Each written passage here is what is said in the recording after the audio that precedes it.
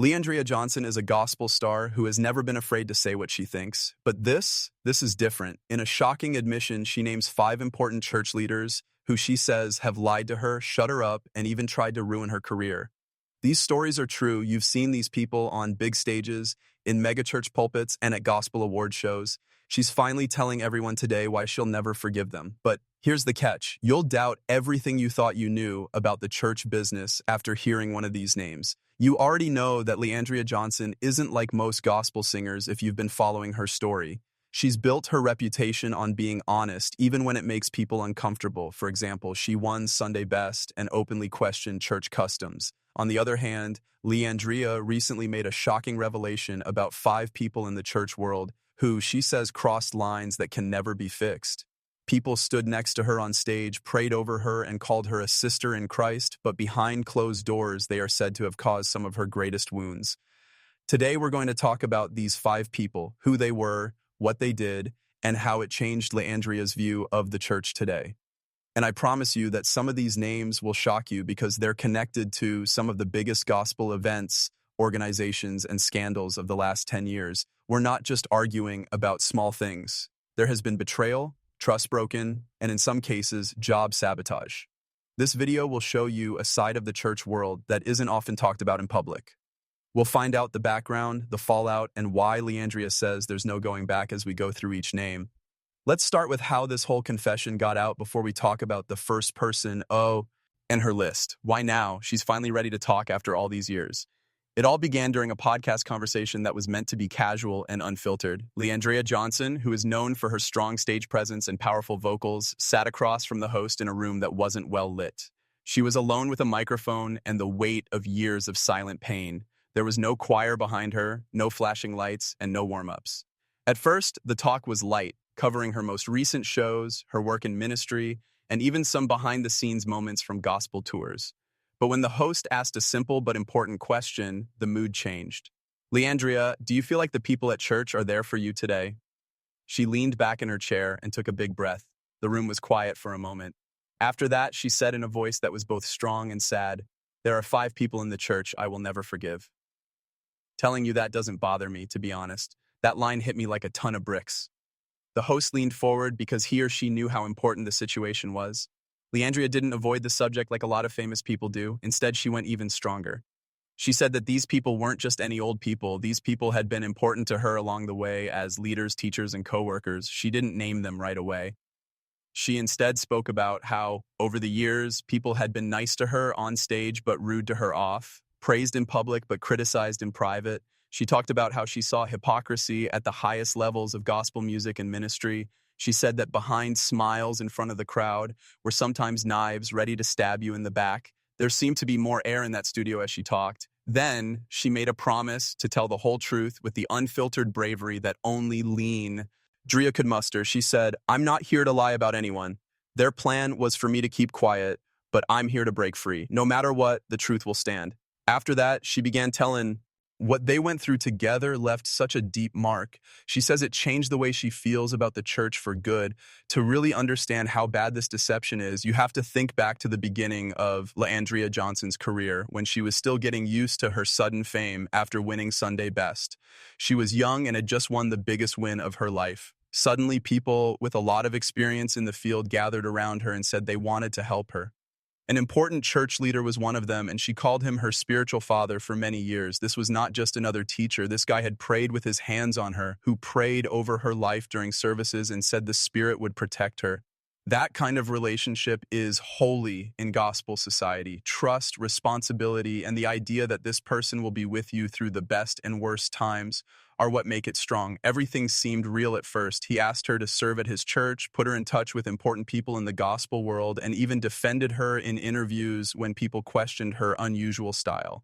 She says she was sure that God had put him in her life to help her grow professionally and emotionally.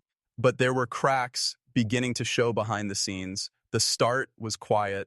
She didn't like the little things that were said, times when people said they would do something but didn't, and times when she saw that rumors about her private problems were spreading to other people. She would talk to him about problems in her personal life, family arguments, money problems, or how she was dealing with the pressure of being famous. And within a few weeks, those same facts would get around the church. Leandria says the turning point happened when she was going through a very bad time. The media criticized her a lot for saying hurtful things about the church, and many people in the business were staying away from her. She thought her spiritual father would protect her and be the only voice that would speak out for her when everyone else turned against her. That's not what she says he did. She told the truth on that podcast. I found out he was one of the main people fueling the fire. While smiling at me, they were on the phone with someone else and telling them I was a risk and they couldn't trust me. I didn't think he would be one of them. It wasn't just talk. Leandria said he even made it impossible for her to get some ministry chances. For some reason, that seemed to have something to do with him. Concert organizers who were excited to book her started to back out. The mental manipulation was what hurt the most. Says he would tell her that her job decline was God's way of correcting her for not doing what he said because she wasn't following his instructions. Those words hit someone hard when they were already under a lot of mental stress. She started to see a pattern over time. He only seemed to be there for her when her success made him look good. When she became controversial or difficult, people stopped being loyal to her. Things got so bad in the relationship that she didn't even feel safe going to his services.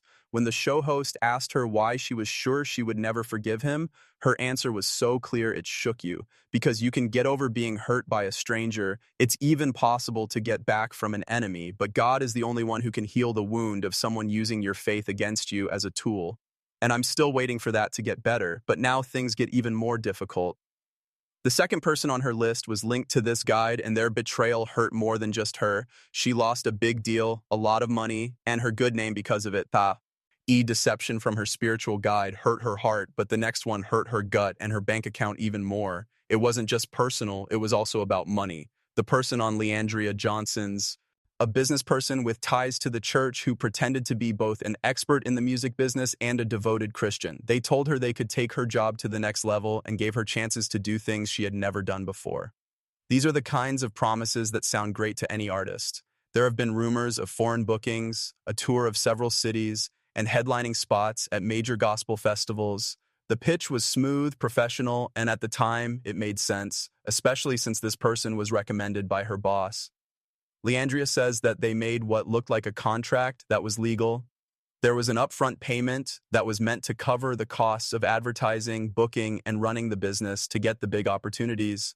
She was promised a string of rich performance dates, high-profile media appearances, and the chance to work with other artists on special projects in exchange. But this is where things begin to look fishy.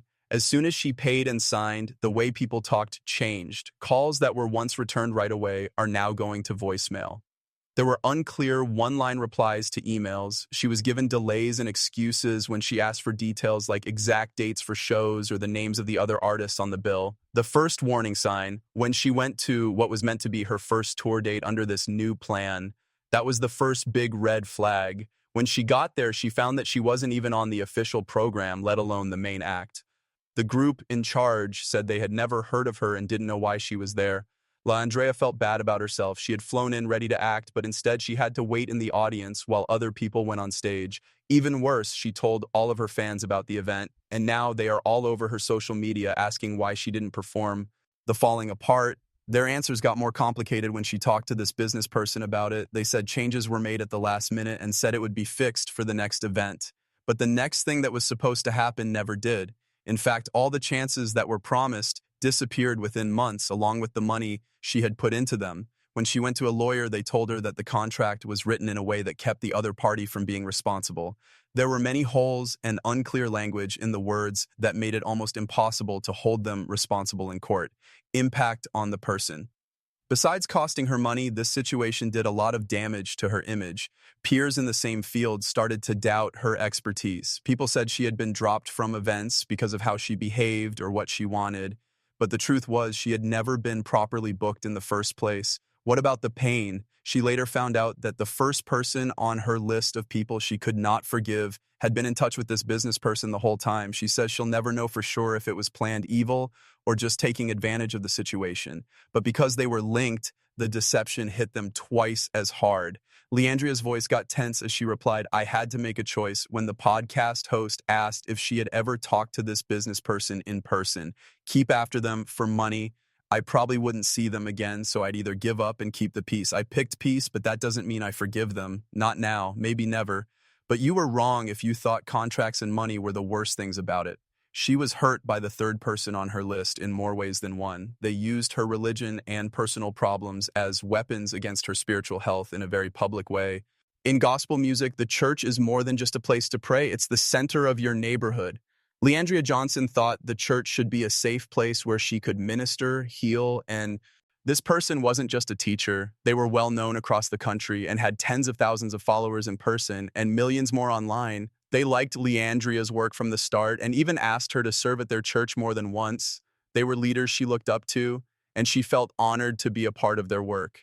The relationship before things went bad. When they first met, she thought they had a real bond.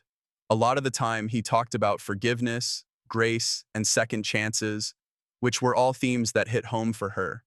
When people said she was too honest or raw in her ministry, this pastor was one of the few people who was ready to defend her in public. But that support ended suddenly when a scandal broke out in Leandria's life, something very private that became public almost overnight. It wasn't the kind of newspaper rumors that you can tune out. It was very personal and had to do with her faith and family. For her, it was a sensitive time that she thought her church community would treat with care the day it took place. She thought she was going to worship like usual when she got to the pastor's church one Sunday. It was different in the air. It was colder and heavy. People spoke in whispers. Some didn't look at each other. She didn't think much of it because she thought it was all in her head. The minister then took the stage. It looked like a normal lecture at first, but then his tone changed. He began to talk about people who dress like ministers of the faith but are really wolves in sheep's clothing. His words became more pointed and sharp. There are people who think these so-called gospel acts can help them, but they haven't even dealt with their own demons. When your life is a mess, the church is not the place for you to put on a show.